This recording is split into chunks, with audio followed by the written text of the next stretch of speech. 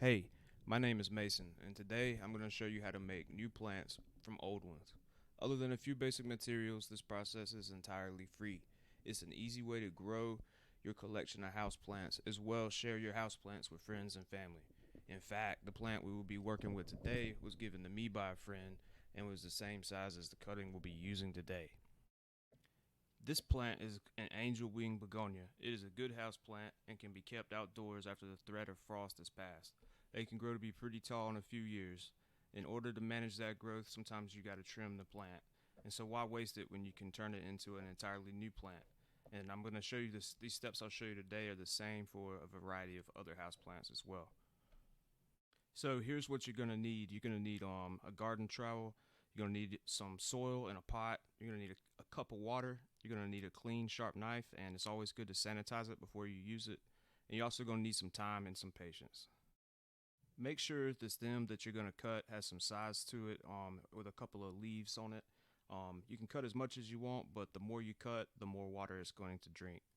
And then you're just going to take that cutting and you're going to place it into a cup of water and you're going to wait. You can place it near a window or a countertop, but avoid too much direct sunlight. You're going to wait for about 2 weeks before you do anything else. Just let sure the water level stays about the same. After about 2 weeks, your cutting should start to develop a root system in the water. And you got some options at this point. You can plant it now, or you can wait until there's even more roots. I like to wait until there's more roots, and sometimes I forget about it, and it could be a few months, even a year, before I decide to plant it in the soil. Now, when it is time to plant it in the soil, I like to take some pebbles and gravel and kind of cover the drain hole at the bottom to help with the drainage. And then I'll take the soil and fill up the pot, and I'll take my garden trowel and just wedge a little kind of hole. And now you're going to take your cutting and you're going to place it into the soil. And at this time I have another one of those ones that I've kind of had for a year that I'm going to plant as well. So I'm actually planting two at this time. But you're just going to take it and put it into that hole that you dug, and then take it and kind of apply some pressure and add a little bit of extra soil to it as well, and just make sure that the stalks are pretty stable and secure so that the plant can kind of take to its roots, and not kind of flop over or get weak or anything like that.